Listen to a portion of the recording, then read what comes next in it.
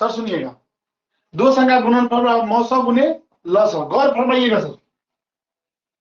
अभी इसी मौसौ और लसौ में उस दोनों संख्या से यदि हम भाग दे दें तो कितना आंसर आएगा, ये चेक कर लीजिए सर। यदि मौसौ, ये मौसौ था, ये मौसौ था और ये लसौ था, इसी मौसौ लसौ में दो संख्या से हम भाग दे दें, अब 12 गुने 18 से भाग दे दें तो इसका आंसर कितना आएगा, ये कहेगा कि नहीं है। सिंपल है सर, आपको अगला क्वेश्चन यही पूछा है, छान के दिया है, कहा कि भैया कि दो धनात्मक पूर्णांक, वह धनात्मक पूर्णांक क्या होता है, एक नंबर लाइन बताती है, वो नंबर लाइन में सर हमने इस पीडीएफ में छाप रखा है, वो काम नहीं आएगा, इसे सुनिएगा।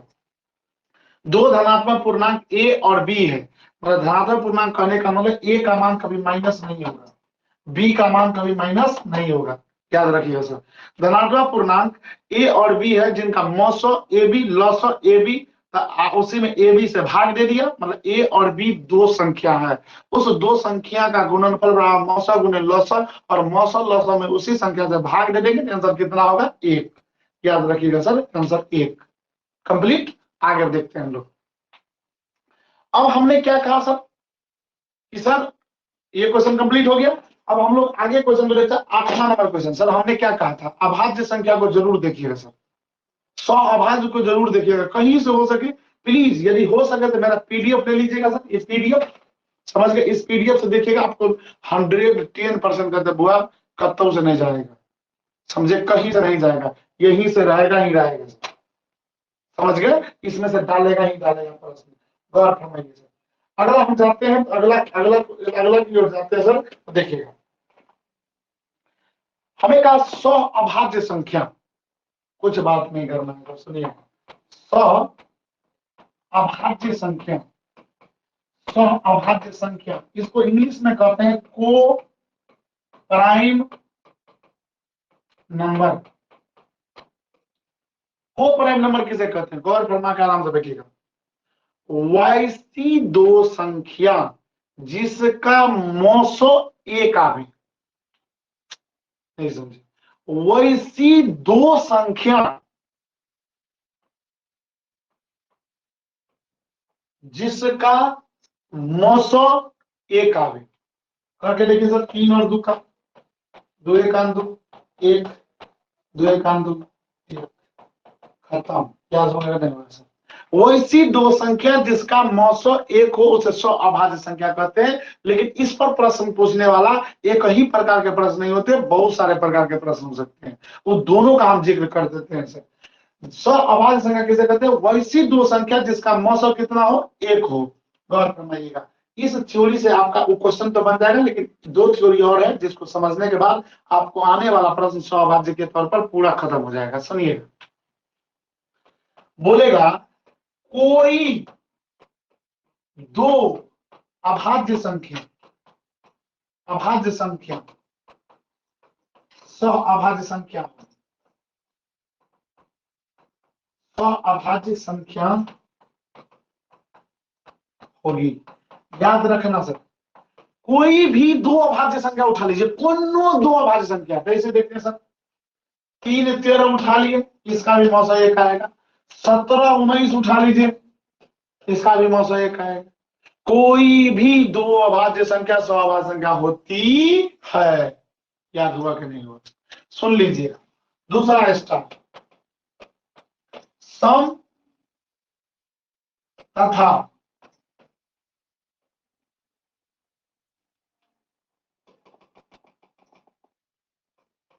लगातार, लगातार सम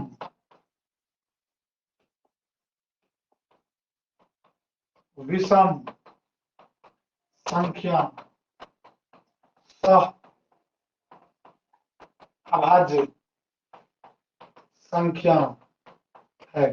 लगातार सम अभाज्य, सम और विषम संख्या भी अभाज्य संख्या, जैसे देख लीजिए सर, 2 3 भी, 5 6 भी, 7 8 भी, करके देखिए सर, यह सह अभाज्य संख्या पूछ देता सर। लगातार, लगातार दो प्राकृतिक संख्या, लगातार दो प्राकृतिक संख्या भी अभाज्य संख्या है सर। लगातार दो प्राकृतिक संख्या भी अभाज्य संख्या है, याद रखिएगा। अब 100 अभाज्य संख्या किसे कहते हैं? वैसी दो संख्या जिसका मौसम कितना आवे, एक आवे, 100 अभाज्य संख्या कहते हैं। कंप्लीट। सवा संख्या किसे? वैसी दो संख्या जिसका मौसम कितना आवे, एक आवे, 100 अभाज्य संख्या कहते हैं। याद रह गया सर। अब आपसे पूछेगा लगातार अभाज्य संख्या, अरे कोई भी दो अभाज्य संख्या क्या होगा? 100 अभाज्य होगा। कोई भी लगातार सम विषम संख्या क्या होगा? अभाज्य संख्या होगा। कोई भी दो प्राकृतिक संख्या कौन सा संख्या होगा? 100 अभाज्य संख्या होगा। अब आपको अब 100 अभाज्य संख्या से छूटने वाला नहीं है। वैसे चेक कर लीजिएगा सर। आपका क्वेश्चन नंबर कह दिया 8वां में कहा कि निम्नलिखित में कौन 100 अभाज्य संख्या है? चेक कर लीजिए सर। 14 35 का भी चेक कर सकते हैं, 18 25 का चेक कर लीजिए, जो होगा सो मार लीजिएगा। खत्म है सर। याद रखिएगा। आगे हम लोग बढ़ते हैं, आगे हम लोग देखते हैं। तो सर देखिएगा,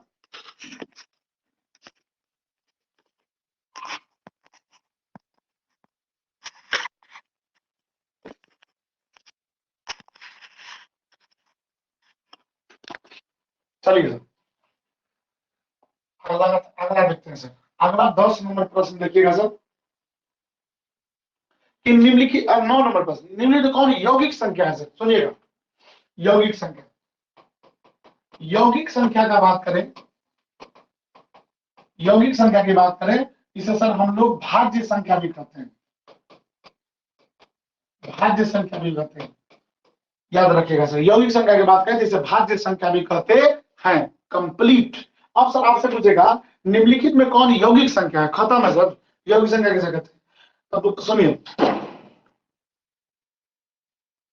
अभाज्य संख्या किसे कहते हैं? तो जो संख्या एक और अपने से कटे उसे अभाज्य संख्या कहते हैं। जो संख्या एक और अपने से कटे उसे अभाज्य संख्या कहते हैं। लेकिन कोई पूछे यौगिक संख्या, जो संख्या एक से तक कटे, अपने से भी कटे और कोई और काटे, उसे यौगिक संख्या कहते हैं। याद रखिए सर। जैसे आपको बोलेगा 4 यौगिक है कि नहीं है, 6 यौगिक है कि नहीं है, बोलेंगे हाँ। कैसे है? सर एक से तो कट रहा है, अपनों से कट रहा है, लेकिन कोई और भी है काटने वाला, 2।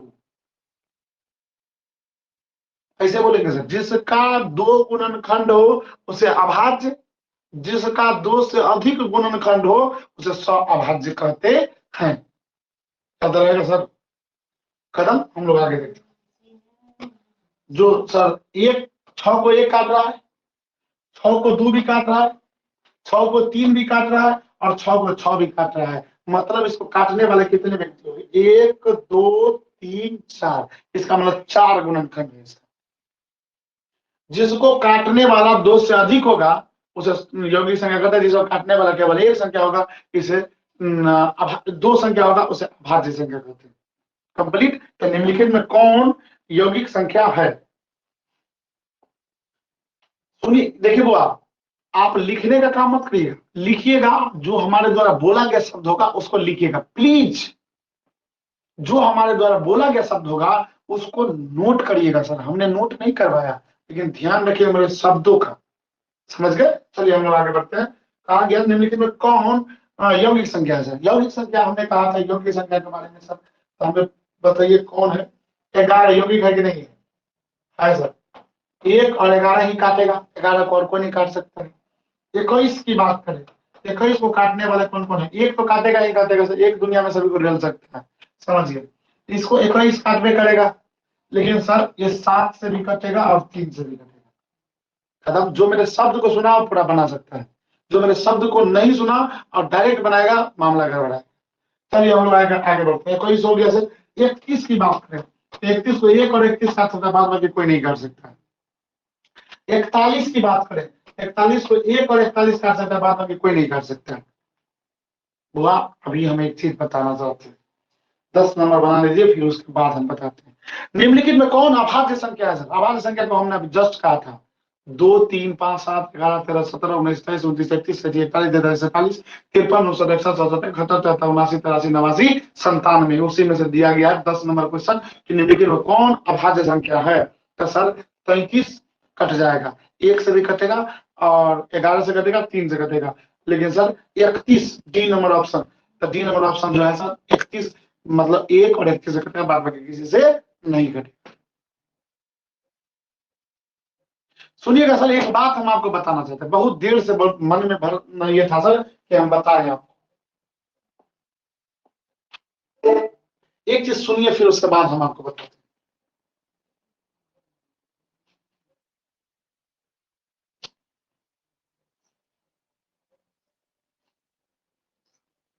देखिएगा सर, हर शहर में हर बस्ती आबाद नहीं मिलती, दीवार तो मिलती है, बुनियाद नहीं मिलती। माँ को हर एक औलाद को मिलती है बहुत अच्छी, हर माँ को मगर अच्छी औलाद नहीं मिलती। सुनिएगा, किसी ने ठीक ही कहा, बड़ी खूबसूरत बात कही है सर दुनिया ने, बहुत अच्छी बात कही है सर कि औलाद सभी को मिलता है। दुनिया में कोई कोख ऐसा नहीं है जिसमें औलाद नहीं होगा, सभी में होगा। सर क्या हर एक औलाद अच्छी होगी? नहीं। क्यों नहीं अच्छी होगी सर? सबसे पहली बात सर, आज वो दूर का कर्ज उतार के हमको दिखाना है दुनिया को कि जिस मकसद के लिए हमारी माँ ने हमें पाला पोसा, इतना बड़ा किया, आज हमारा दायित्व है उसको दिखाने का कि तुम्हारे लाल में जो ताकत है, दुनिया के किसी लाल में ताकत नहीं होगी। सभी को दायित्व है अपने माँ के कर्ज का बलिदान देने का। उस कर्ज को उतारने का बेड़ा आ गया है, आज समय है, उतारेंगे, वक्त है उतारने का। यदि जो चुप होके बैठ गया वो याद रखे सर, वो नालायक के श्रेणी में नहीं, ऊपर जाने के बाद भी उसकी आत्मा की चैन नहीं मिलेगा। इसलिए सर हम आपको कहना चाहते हैं, आज अपने लिए नहीं, उस दिन को याद रखे जिस दिन माँ, तुम जिस दिन जिस मेला में याद रखना, जिस दिन तुम जिस खिलौने पे हाथ रख देता था, माँ भले ही कर्ज में हो, भले ही फटी साड़ी पहनी होती थी, लेकिन आपको जरूर वो सामान खरीद के देती थी। उसी दिन का सर याद रखे और 3 महीने में से इसका रिजल्ट, उस दिन छाती ठोक के वो चले और अपने लाल पर गर्व करे, वो दिन को दिखाना है।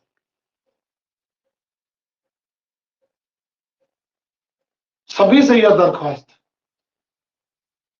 कि आज से आप आंख बंद करके चाहे दुनिया के जिस टीचर से पढ़ना पढ़िए, और सर ये दिखा दीजिए कि जैसे आप है कोई नहीं हो सकता। उस माँ को गर्व होना चाहिए 3 महीने के बाद, समझ गए? और एहसास होना चाहिए कि तुमने जिसे जन्म दिया वो क्या कर सकता है तुम्हारे लिए। बात समझ गए सर? ये फकत एमबीडी ही मत मानिए, माँ का सम्मान मानिए। और सर जो हम बोल रहे हैं प्लीज उसे ध्यान से सुनिए और नोट करते जाइए। याद रखे सर, 3 महीने के बाद जो रिजल्ट आएगा उसका पॉजिटिव रिजल्ट आएगा, ये बात का दावा है, जरूर पॉजिटिव रिजल्ट होगा। जो लड़का आज अभी नाक के नींद को उड़ा रहा है, कल हो गए सर वो शेर नहीं निकला था हमारा नाम। इसका आपको कोई शुल्क नहीं लग रहा है सर। ये जरूरी नहीं है कि हमसे पढ़ने का, जरूरी है किसी से भी पढ़िए, लेकिन सर सॉल्व करना जरूरी। प्लीज रिक्वेस्ट, इस बात को जरूर से जरूर पढ़ें, जरूर से जरूर याद करें। और आपको सर हम पूरा एमबीडी सॉल्व करके दिखाएंगे, पूरा MBD line by line math का हम सॉल्व करके दिखाएंगे, मैथ का और साइंस का पूरा लाइन बाय लाइन हम दिखाएंगे। समझ गए? इसलिए हमारे साथ आप जरूर बने रहे, जरूर से जरूर हम लोग अच्छे कर। चलिए।